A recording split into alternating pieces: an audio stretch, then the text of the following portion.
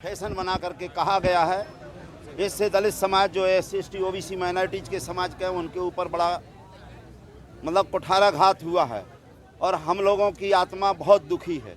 और इसके विरोध में हम लोगों ने आज माननीय राष्ट्रपति के नाम ज्ञापन सौंपा है और ज्ञापन में ये कहा गया है या तो माननीय गृह मंत्री जी सार्वजनिक रूप से लोकसभा के अंदर इस्तीफा दें 140 करोड़ लोगों के सामने कि मैंने गलती की है, मैंने संविधान का विरोध किया है। चूँकि संविधान की बाबा साहब की शपथ लेकर वो आए हैं। अगर वो स्वर्ग नरक के, तो आप देखिए स्वर्ग नरक से कोई विधानसभा लोकसभा में नहीं पहुंच सकता, वो ऊपर पहुंच सकता है, वो उसकी जिम्मेदारी है। लेकिन अगर उनको स्वर्ग में जाना था तो किसी मंदिर में वो आकर घंटी बजाते और कथा सुनाते, पूजा पाठ करते, हनुमान चालीसा करते, वहाँ नहीं जाना चाहिए था। अगर गए हैं तो उनको माफ़ी मांगना चाहिए। दूसरा, उन्होंने ये कहा है कि ये एक फैशन बन गया है 140 करोड़, मतलब दिन भर अम्बेडकर अम्बेडकर, तो ऐसे में स्वर्ग नहीं मिलेगा। अब मोदी मोदी मोदी, अरबों लोग तो मोदी मोदी, उसमें स्वर्ग मिलता है क्या? ये तो राम को लाने वाले हैं। अब जो आदमी भगवान को लाता है तो इनका तो एक अलग से मंदिर बनना चाहिए, इनको लोकसभा से इस्तीफा दे देना चाहिए, मोदी जी को भी, क्योंकि ये तो भगवान है। इनको तो बैठा, मैं बता रहा हूँ कि अयोध्या में इनको न बैठा करके मोदी जी को बैठाना चाहिए था, क्योंकि जब भगवान राम को लाए हैं, भगवान तो पूरा देश पूरा विश्व भगवान लाया है, पूरे विश्व के लोगों को चिड़िया से लेकर हाथी तक को भगवान लाया, तो भगवान को मोदी लाए। ऐसे अंधभक्तों से सावधान रहे।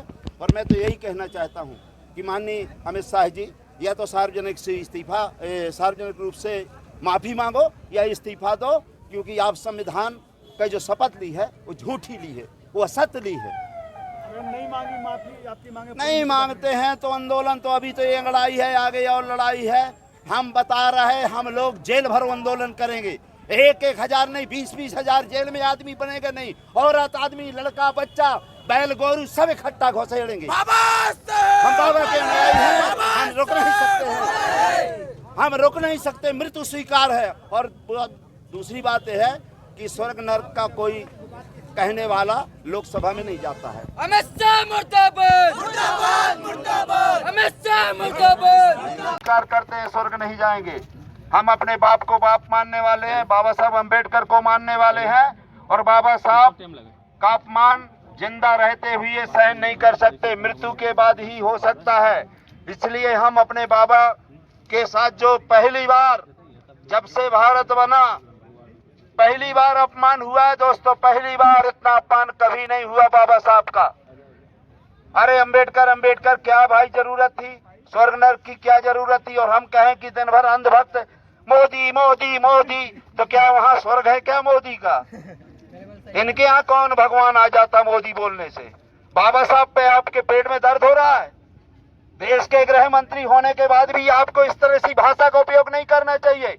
जिस बाबा के संविधान से आप लोकसभा में पहुंचे, उसी बाबा साहब को आप इस तरह से अपमानित करना चाहते हैं सदन के अंदर। अगर बाबा और हम तो आज कहते हैं कि आपको लोकसभा में नहीं पहुंचना चाहिए, आपको किसी मंदिर में घंटा हिलाना चाहिए, जहां से आपको भगवान मिलता, प्रसन्न होता है। बाबा के अनुसार आप संविधान का मान करके शपथ लेकर के आप लोकसभा में मानने वाले हैं, मृत्यु स्वीकार है, लेकिन बाबा साहब का अपमान नहीं करेंगे। जिस बाबा ने हमको जिंदगी दी, जिस बाबा ने हमको बोलने का अधिकार दिया, जिस बाबा ने हमको पढ़ने लिखने का अधिकार दिया, आज हमारे समाज के नपुंसक घर में बैठ करके मोदी मोदी चिल्ला रहे हैं। घर में बैठ के जिस बाबा ने हमको संविधान दिया उसकी रोटी खा रहे हैं और गजाए दूसर कर रहे हैं। ऐसे नपुंसकों से भी सावधान रहना है जो बाबा के अनुयायी बनते हैं, लेकिन जब बाबा का अपमान होता है तो एक भी दिखाई नहीं देते हैं। तो मेरे साथियों, मेरे नौजवान साथियों, हम लोग तो अंतिम छोर वाले हैं, हमारा अंतिम कभी विदाई हो सकती है, लेकिन हमारी लड़ाई बाबा साहब अम्बेडकर ने कहा था कि अगर आप इस कारवा को ऊपर नहीं जाने देते तो न जाने दीजिए, लेकिन इस कारवा को आप मेरे मरने के बाद भी नीचे नहीं जाने देना। है बाबा साहब का संविधान बचाए रखना, इसके लिए लड़ाई है।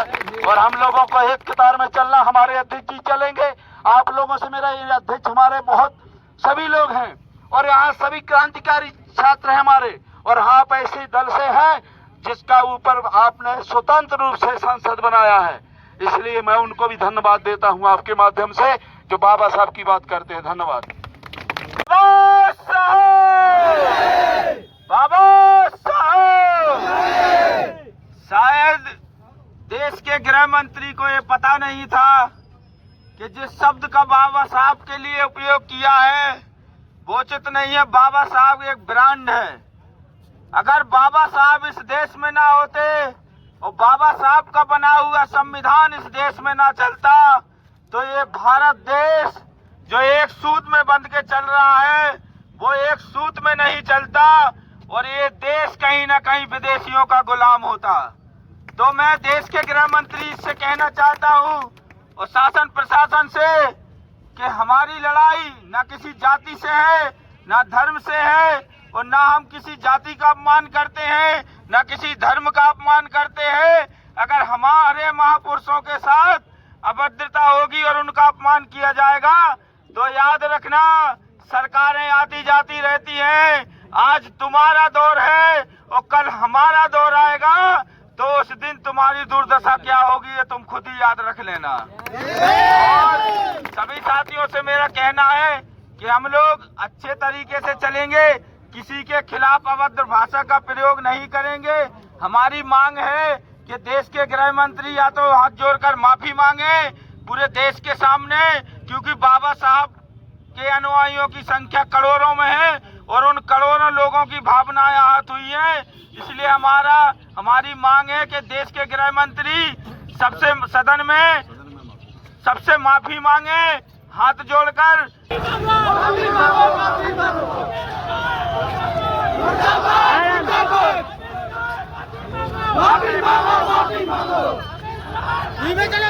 धीमे नहीं जा रहे।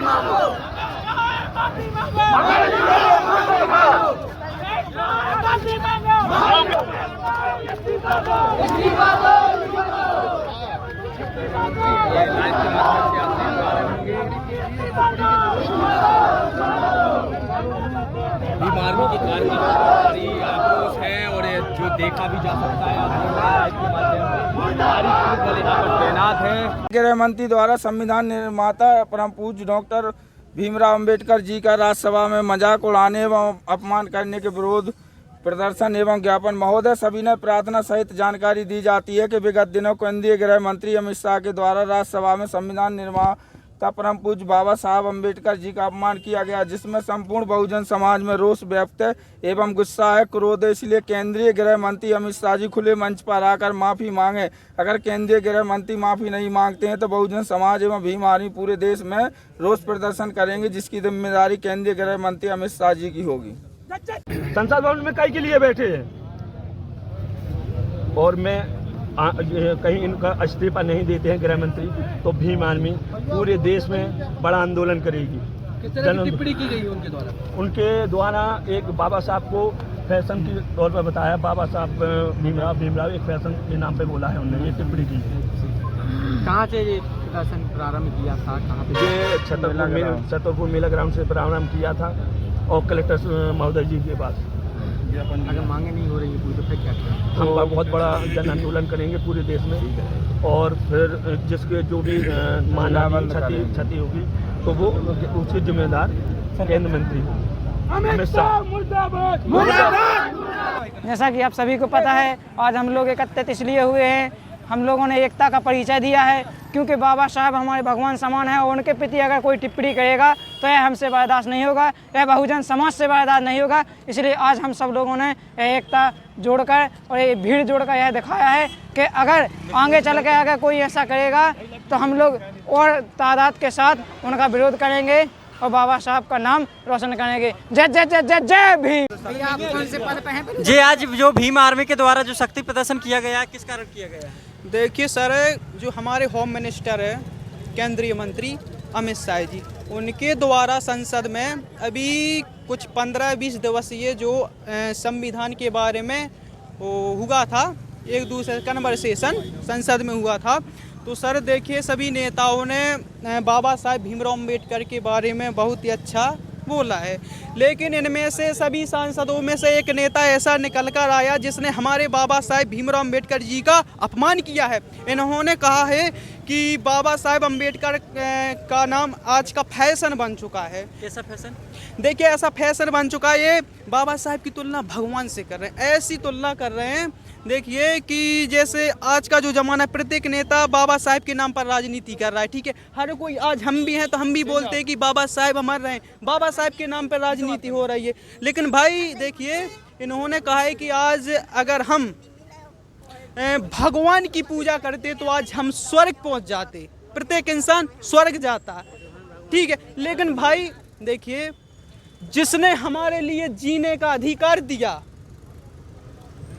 वो बड़ा होगा, या जिसने हमें अंधविश्वास में, पाखंडवाद में डुबाने का अधिकार